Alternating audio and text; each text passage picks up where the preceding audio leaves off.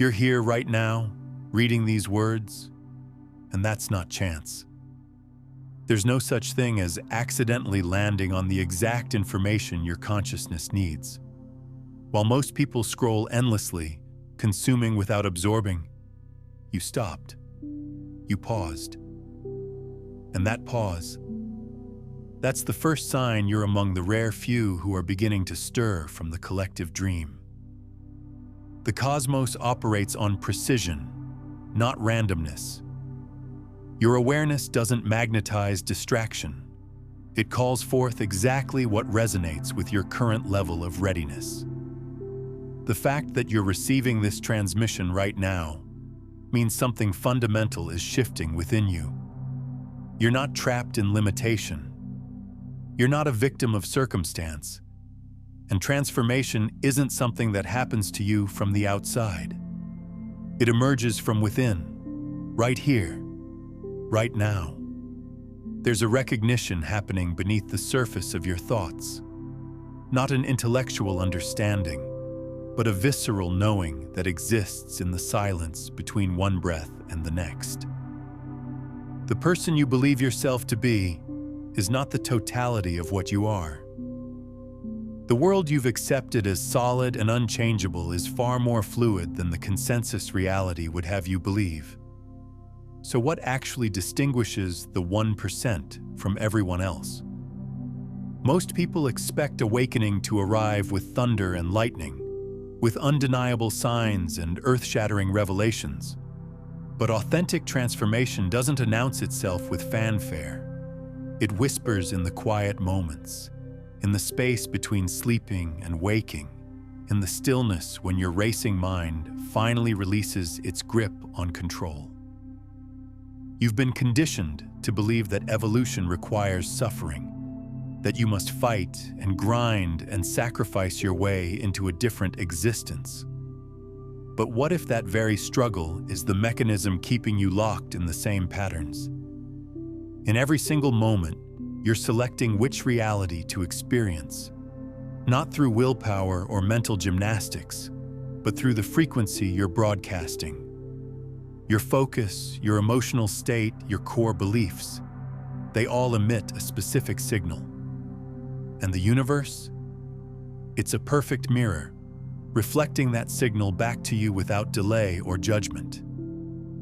Simply by entertaining this possibility, by opening yourself to the idea that you have more influence over your experience than you've been taught, your frequency is already beginning to recalibrate.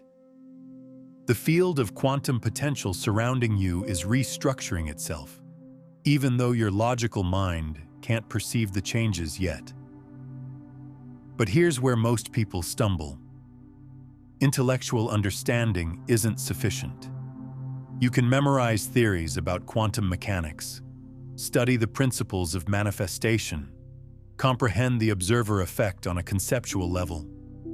But if you don't embody these truths, if you don't live them in your cells and bones, your external reality remains unchanged. Knowledge without embodiment is just another form of distraction. People remain stuck because they approach awakening as something to comprehend rather than something to become. They attempt to think themselves into a new reality instead of feeling themselves into a new frequency. They collect insights like trophies, but never allow those insights to fundamentally alter who they are. Now, this is where the entire paradigm inverts. The life you're reaching toward, the version of yourself you're pursuing, it doesn't exist in some distant tomorrow. It exists right now, not as a future achievement, but as a present dimension of possibility. You simply haven't attuned yourself to its frequency yet. Imagine a radio spectrum. Countless stations are broadcasting simultaneously, each one playing clearly on its own frequency. Your desired reality is already playing, it's already live. But your receiver is locked onto the station of who you used to be, replaying the same old songs on repeat. To hear the new broadcast, You don't need to create the music. You simply need to adjust your dial. And how does that adjustment happen? Not through forced behavior change, not through pretending or performing, but through choosing, moment after moment, to operate from the consciousness of the person who already inhabits that reality. That version of you isn't waiting in tomorrow. It exists here, now, as a living possibility. When you choose calm over chaos, when you choose trust over manipulation, when you choose presence over pressure, you're not moving toward that version of yourself. You're becoming them. You're aligning. You're embodying. Most people miss this entirely because they're waiting for alignment to feel monumental. They sit around waiting for their external circumstances to shift before they give themselves permission to shift internally. But that's exactly backwards. Your internal frequency creates your external world, not the other way around. Your environment isn't random chaos happening to you. It's a precise reflection of your inner state. Your circumstances mirror your consciousness. Your life matches your energetic broadcast. So waiting for the outside world to change before you change inside? That's like staring at a mirror, waiting for your reflection to smile first before you'll allow yourself to smile. Let me share something that might shake your understanding even further. Every person you encounter, every situation that unfolds, every challenge that appears in your path, they're not random occurrences. They're reflections of your internal landscape. The angry person who cuts you off in traffic, they're showing you unresolved frustration within yourself. The opportunity that seems to appear from nowhere, that's your expanded consciousness becoming visible in physical form. This isn't about blame or guilt. It's about recognizing the extraordinary power you hold. You're not a leaf blown by the wind of circumstance. You're the wind itself, shaping the landscape of your experience through the force of your awareness. Think about water for a moment. Water takes the shape of whatever container holds it. It doesn't resist, it doesn't argue, it simply flows and adapts. Yet water can also carve through solid rock over time. It can nourish life or wear away mountains. Your consciousness operates with the same paradoxical power, soft yet unstoppable, adaptive yet transformative, gentle yet capable of reshaping entire worlds. The 1% understand this fluidity. They don't rigidly attach to specific outcomes. They don't demand reality conform to their limited perception of what's possible. Instead, they hold their intention clearly, while remaining open to how that intention manifests. They trust the intelligence of the universe to deliver what they need through pathways their rational mind could never have predicted. Most people try to micromanage their manifestations. They want to control every detail, every step, every variable. But that's like trying to direct each leaf on a tree individually, while missing the fact that the tree already knows how to grow. Your consciousness already knows how to create. Your only job is to stop interfering with its natural intelligence. Here's something fascinating about the nature of intention versus attachment. Intention is clean. It's clear.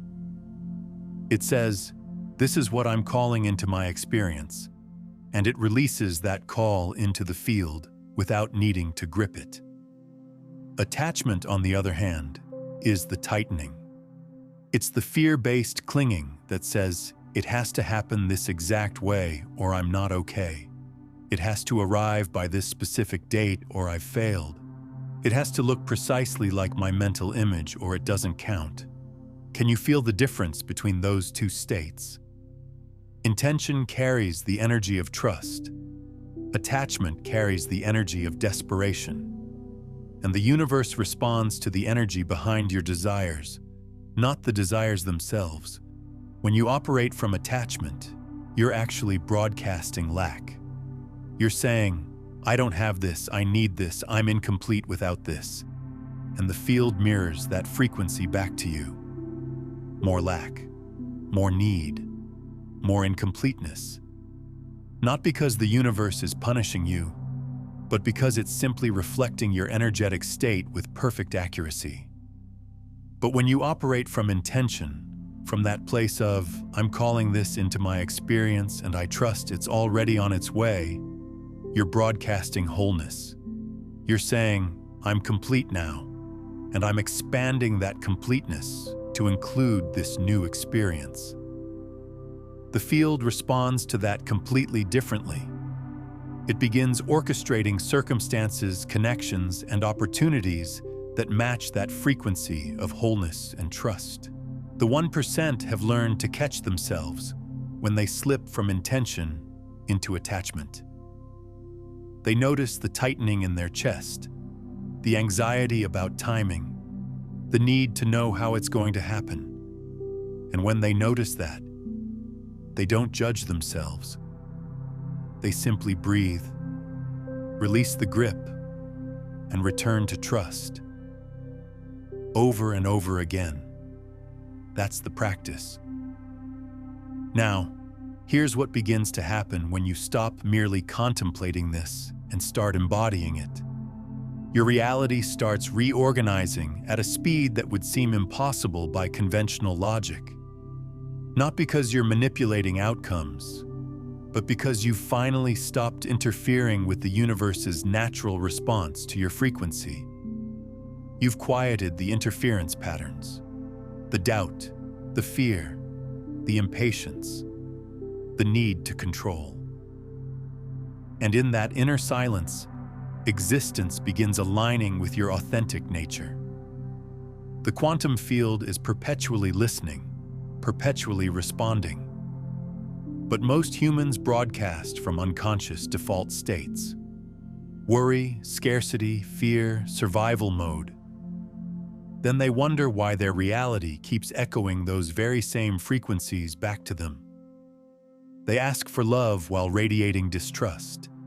They seek peace while operating from anxiety. They pray for abundance while embodying lack. But when you recognize that your state of being is your prayer, that your frequency is your vote, that your consciousness is your creative instrument, everything transforms. Not eventually. Not someday when conditions are right. Now. Because you're no longer chasing something outside yourself, no longer waiting for permission, no longer acting from a place of deficiency. You're embodying the frequency of your intended reality in this present moment, regardless of what appears to be happening around you. And that's where the real magic operates. This isn't mysticism for mysticism's sake. This is mechanics. This is quantum physics meeting everyday lived experience. When your internal frequency matches your intended reality, the external world must eventually reflect it. Not because you forced manifestation through effort, but because reality always forms around consciousness. That's just how it works. You are not separate from what you experience. You are the co-creator continuously through where you direct your attention and the energy you radiate. But most never step into this truth because they demand evidence first. They want to see before they believe. But breakthrough doesn't function that way. It can't. You must embody the new frequency before the new reality appears in physical form. You must live as the person who trusts before you have proof that trust is warranted. That's the leap. That's what separates those who actually transform from those who just accumulate spiritual concepts. Here's something profound that most people overlook. Your body is not just a vehicle carrying your consciousness around. Your body is a sophisticated antenna, constantly receiving and transmitting information to and from the quantum field. Every cell in your body holds intelligence. Every organ system communicates with the field around you. Your heart generates an electromagnetic field that extends several feet beyond your physical body, literally touching the world around you with your emotional state. When you feel anxiety, your body broadcasts that frequency into the field. When you rest in peace, that peace radiates outward, affecting not just your own experience, but the experience of those around you. You're not isolated. You're not separate. You're a node in an infinite network of consciousness, simultaneously receiving and transmitting at all times. This is why embodiment matters so deeply. You can't think your way into a new reality because thoughts alone don't generate the electromagnetic signature that the field responds to. You must feel your way there. You must allow your entire nervous system to resonate at the frequency of your desired reality. The 1% understand this viscerally. They don't just visualize what they want. They practice feeling it in their bodies. They inhabit the emotional landscape of their intended reality until it becomes more real than their current circumstances. They train their nervous system to recognize peace, abundance, love, and creativity as home base, as the default setting, rather than as distant goals to achieve. This is radically different from positive thinking or affirmations. Affirmations often fail because they're spoken from a place of lack, trying to convince yourself of something your body doesn't actually believe. But embodiment is different. Embodiment is allowing your entire system to reorganize around a new truth. It's cellular, it's visceral, it's undeniable. Let me give you a practice right now. Wherever you are, bring your awareness into your body. Feel your breath moving in and out.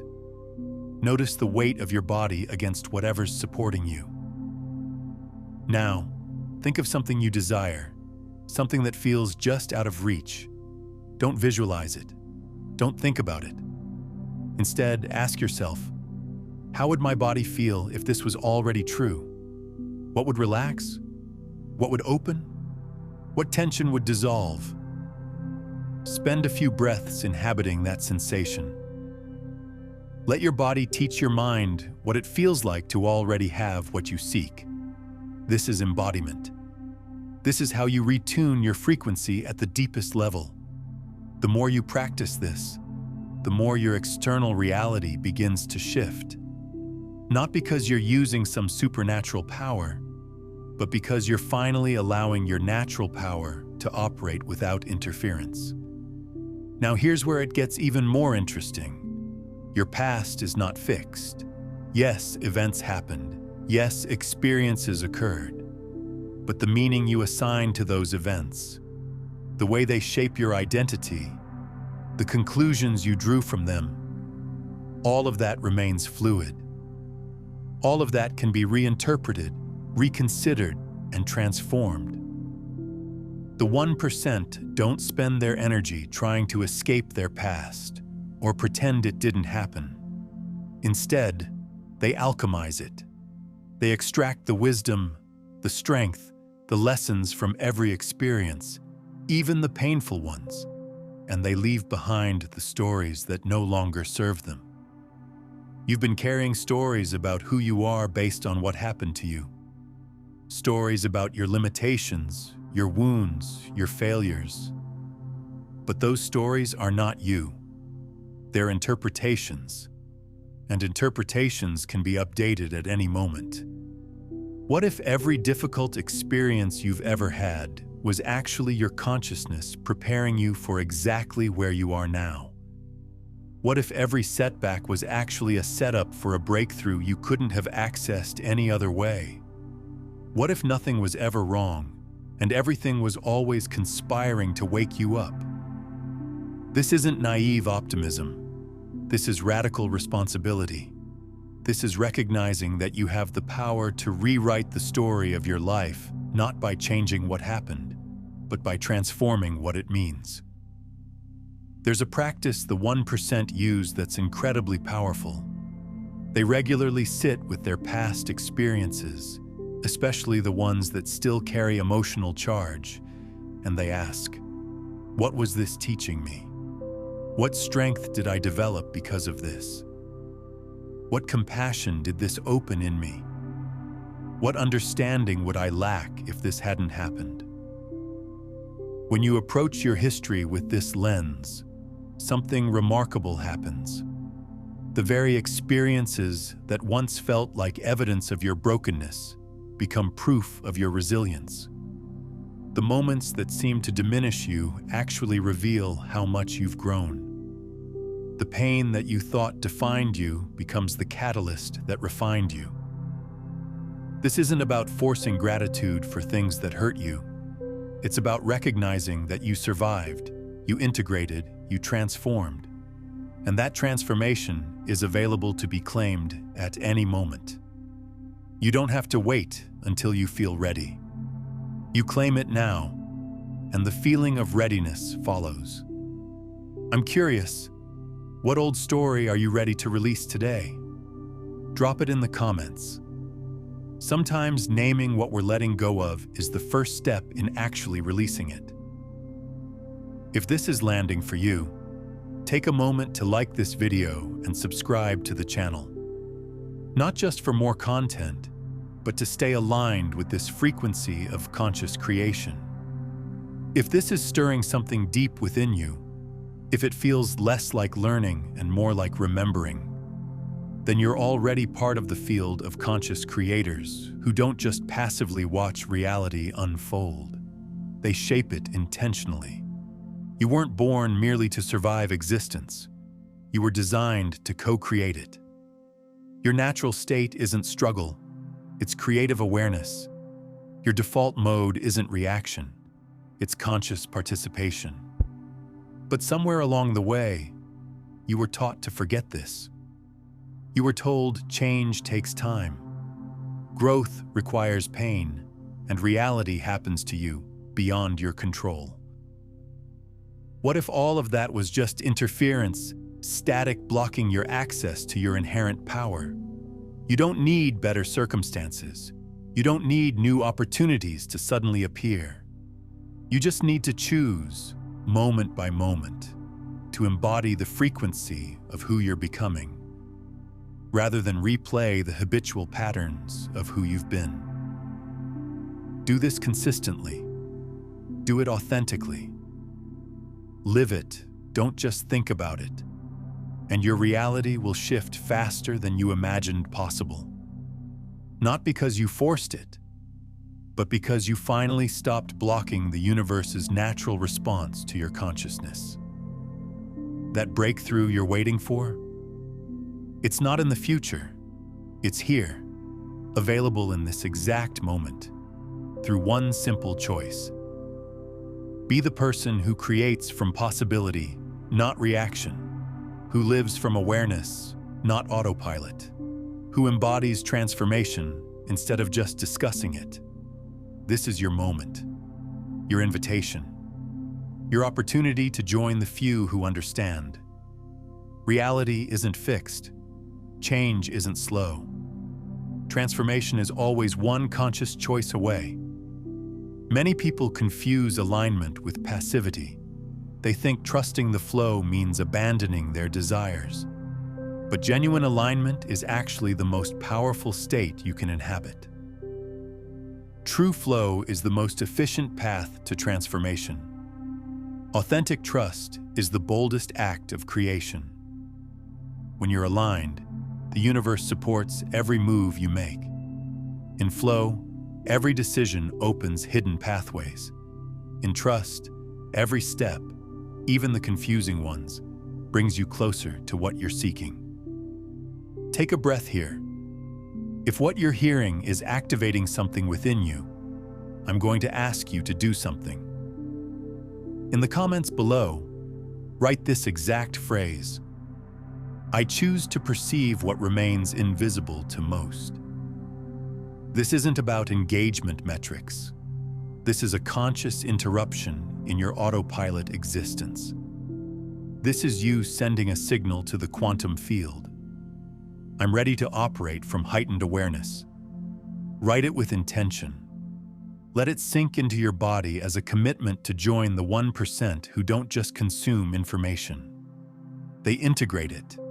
They become it. And if you're feeling that pull to go deeper, to understand the complete architecture of how consciousness broadcasts and receives, I've mapped out the entire system in my book, Beyond the Frequencies, a quantum guide to consciousness mastery.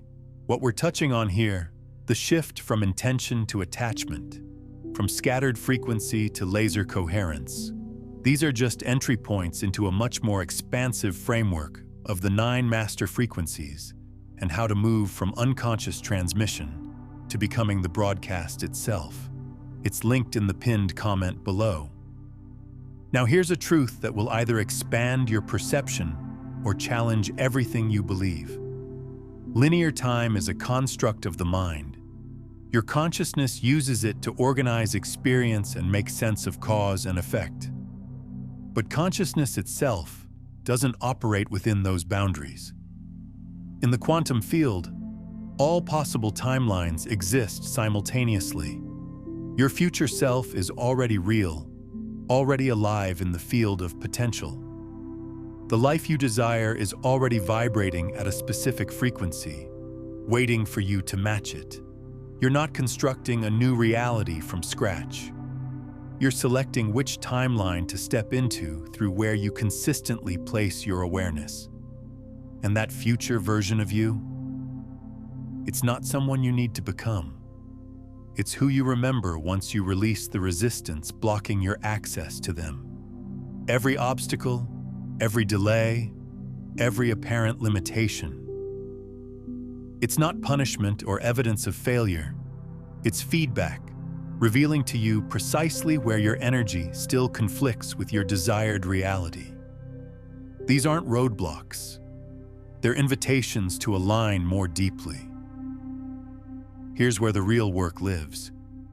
Not in changing your circumstances, but in transforming your relationship to them. The 1% don't waver when external conditions look uncertain. They maintain their frequency even when all evidence suggests it's not working. Why? Because they understand that consciousness doesn't operate on your timeline. The universe follows patterns of divine perfection, patterns your logical mind cannot map or predict. When you trust that timing, delay transforms into preparation. Detours become the perfect path. Time shifts from enemy to ally. Let me share something about resistance that most people don't understand. Resistance isn't something to overcome. It's not your enemy. Resistance is information. It's your system's way of showing you where you're still holding on to old patterns, old identities, old frequencies that no longer match where you're going. When you feel resistance to change, don't fight it. Don't try to push through it with willpower. Instead, get curious about it. Ask it what it's protecting. Ask it what it's afraid of losing, because beneath every resistance is a part of you that believes it's keeping you safe. The 1% have learned to work with resistance rather than against it. They don't berate themselves for being afraid or stuck. They honor the part of them that's hesitating. They acknowledge its concerns, and then they gently guide it toward a new understanding. They make friends with their fear instead of trying to eliminate it. This compassionate approach to your own inner landscape changes everything. When you stop treating yourself as an enemy to be conquered and start treating yourself as a friend to be understood, transformation becomes natural. The war inside you ends, and in that peace you discover the energy you were using to fight yourself is now available to create your life. Think about how much energy you spend in internal conflict. The part of you that wants to change battling the part of you that wants to stay safe. The part of you that dreams big fighting the part of you that's terrified of disappointment. The part of you that knows your power arguing with the part of you that learned to play small. What if all those parts could work together? What if instead of civil war, you could orchestrate inner harmony? That's what integration looks like. Not eliminating the parts of you that seem problematic, but bringing them into alignment with your highest vision. Every part of you, even the scared parts, even the doubtful parts, they all have wisdom to offer. They all developed for a reason. They all served you once. The key is updating their role, showing them new ways to keep you safe and supported that don't require you to stay small. When you achieve this internal coherence, when all parts of you are broadcasting the same frequency, your creative power amplifies exponentially. It's like the difference between scattered light and laser light. Scattered light illuminates softly. Laser light can cut through steel. Same energy, different level of coherence. Your consciousness works the same way. When you're internally fragmented, when different parts of you want different things, your signal is scattered. But when you achieve coherence, when your thoughts, feelings, beliefs, and actions all align, your signal becomes laser-focused. And the universe responds to that clarity with matching clarity. Here's something crucial about the nature of beliefs. Most people think beliefs are things you have. I have this belief about money. I have this belief about relationships. I have this belief about what's possible for me. But that's not quite accurate. Beliefs aren't possessions you hold. Beliefs are frequencies you broadcast. And here's the thing about frequencies. You can change them. Not by thinking different thoughts, though that can help, but by choosing different experiences and allowing those experiences to reshape your understanding of what's real. The 1% don't wait to believe something before they experience it. They're willing to act as if it's true before they have proof. They're willing to take the leap before they feel ready. Not recklessly, but courageously. There's a difference. Recklessness ignores intuition and wisdom. Courage honors both while choosing expansion anyway. The 1% listen to their guidance, they respect their fears, and then they move forward despite those fears, because they're more committed to growth than to comfort. This willingness to step into the unknown before having guarantees is what separates transformation from stagnation. Most people demand certainty before they'll risk anything. But certainty is what you create through your commitment, not what you need before making one. When you commit to a possibility, when you decide this is happening regardless of current evidence, you activate forces in the quantum field that remain dormant when you hedge your bets.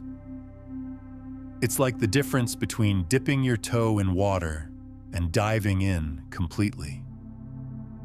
The universe responds to your level of commitment with matching energy. This doesn't mean being stubborn about paths that clearly aren't working. The 1% remain flexible about the how while staying committed to the what. They adjust their approach as new information arrives. They pivot when intuition guides them differently. But they don't abandon their vision just because it's taking longer than expected or showing up differently than imagined. There's something powerful that happens when you stop defending your old identity. Most people build entire fortresses around who they think they are. They gather evidence, they collect stories, they create elaborate justifications for why they are the way they are. And then they spend enormous energy maintaining those walls, defending those stories, protecting that identity. But the 1% recognize that identity is not a prison to defend. It's a costume you can change. You're not defending your authentic self when you cling to old patterns. You're defending a version of yourself that was created by circumstances that no longer exist. You're protecting a you that was shaped by a world you've already outgrown. What if you could just set down those defenses? What if you could release the need to be consistent with who you used to be? What if every moment was an opportunity to choose who you're becoming rather than proving who you've been? This doesn't mean you lose yourself. It means you find yourself. The real you beneath all the conditioning, beneath all the protective layers, beneath all the stories you've been telling about your limitations. That essential you is far more powerful, far more creative, far more expansive than the small self you've been defending. When you drop the defenses, you don't become vulnerable. You become available. Available to new experiences, new possibilities, new versions of yourself that couldn't exist while you were busy maintaining the old ones. The energy you were spending on defense becomes available for creation, and that shift in energy allocation changes everything. Feel the difference in your body. Instead of hustling to force outcomes, you embody the frequency of what you desire. Instead of pushing doors open, you become the kind of person doors open for. Instead of making things happen through force, you allow them to unfold through you. This shift from force to flow, from control to trust, is what creates quantum leaps. It's how your life can transform so rapidly you barely recognize yourself month to month. Because you're no longer broadcasting struggle, scarcity, or impatience. You're radiating calm certainty. Everything I need is already moving toward me. Perfect timing is unfolding. The universe is working in my favor, even when appearances suggest otherwise. Here's another layer that's crucial to understand. Your relationship with time itself shapes your experience of reality. Most people live in constant tension with time. They're either stuck in the past, reliving old wounds, or racing toward the future, anxious about what's coming. Very few people actually inhabit the present moment, which is the only place where creation actually happens. The past is memory. The future is imagination. The present is power. When you bring your full consciousness into this moment, right now, you access your creative capacity in its purest form. You're not diluting your energy by scattering it across time. You're concentrating it here, where it can actually make a difference. The 1% have mastered present moment awareness, not as a meditative practice separate from daily life, but as a way of being that permeates everything they do. They're fully present when they work, when they rest, when they connect with others, when they make decisions. This presence isn't about being serious or solemn. It's about being here, really here, instead of perpetually elsewhere in your mind. And here's what happens when you practice this presence consistently. Your anxiety decreases because anxiety is always about the future. Your depression lifts because depression is often rooted in the past. What remains is simply your alive awareness, meeting this moment exactly as it is, and from that clear meeting point, choosing what to create next. This doesn't mean you don't plan for the future or learn from the past.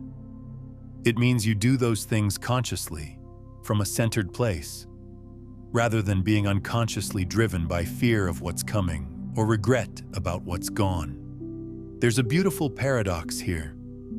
When you're fully present, you actually become more effective at creating your future, not less. Because you're making choices from clarity rather than reactivity. You're responding to what is, rather than what you're afraid might be. You're building from solid ground rather than shifting sand. The present moment contains all the information you need to make your next best choice. But you can only access that information when you're actually here to receive it. When your mind is scattered across past and future, you miss the signals, the intuitions, the guidance that's always available in the now. And one final truth, the 1% live by. Your current reality is not evidence of your limitations. Your present circumstances do not define your potential. They're just a snapshot, not the complete story. Your past doesn't determine your future. What you're experiencing now is simply the echo of frequencies you broadcast before you awakened to your power. Patterns you embodied before you remembered who you truly are. That means everything can shift instantly. Not in years, not someday far off in the future, but as rapidly as you can genuinely embody a new frequency. As quickly as you can surrender fear for trust, limitation for possibility, force for flow. But here's the critical point. This shift requires you to release who you think you are, so you can become who you actually are. Let go of the identity constructed from old wounds. Stop defending the narrative of your limitations, because you cannot hold on to the past and simultaneously step into a new reality. Consciousness doesn't function on contradictions. You cannot vibrate lack and live in abundance. You cannot cling to struggle and experience flow. You must choose, moment by moment, which version of yourself shows up. That continuous choice, that's the practice of the 1%. That's how consistent creation happens. The future version of you isn't ahead of you in time. They're already here as a living possibility within your awareness. Every breath is an opportunity to align with them. Every choice is an opportunity to be them. And when you do this consistently, reality reorganizes around you. Not through force, not through luck, but because you've stopped interfering with the universe's natural response to your frequency. This is how quantum leaps happen, how lives transform overnight. Not by breaking the laws of physics, but by mastering consciousness itself. Now, if this is landing in your body as truth, drop this phrase in the comments. I am ready to embody what I seek instead of chasing what I lack. Say it like a sacred vow. This isn't just words on a screen. It's your signal to the field. I'm stepping into the 1%. Because when you truly live this, not just understand it intellectually, your entire experience of life shifts. You stop feeling separated from what you desire. You stop waiting for fulfillment to arrive from somewhere outside yourself. You realize what you've been seeking is what you already are. Peace, love, abundance, creativity. They're not destinations on a map.